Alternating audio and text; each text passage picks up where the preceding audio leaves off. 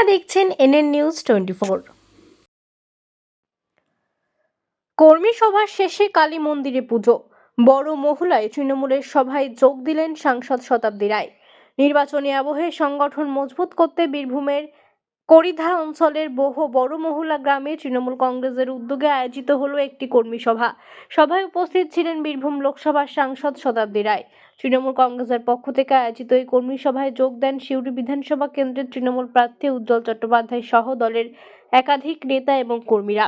সভায় সংগঠন শক্তিশালী করা, বুথভিত্তিক প্রস্তুতি এবং আসন্ন নির্বাচনে দলীয় কর্মীদের ভূমিকা নিয়ে আলোচনা হয় বলে দলীয় সূত্রে জানা গেছে।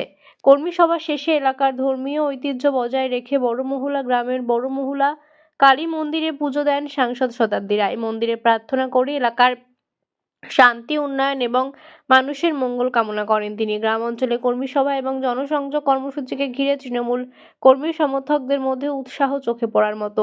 নির্বাচনের আগে এই কর্মসূচিকে দলীয় সংগঠন আরও শক্তিশালী করার গুরুত্ব পদক্ষেপ হিসেবে দেখছেন রাজনৈতিক মহলের একাংশ।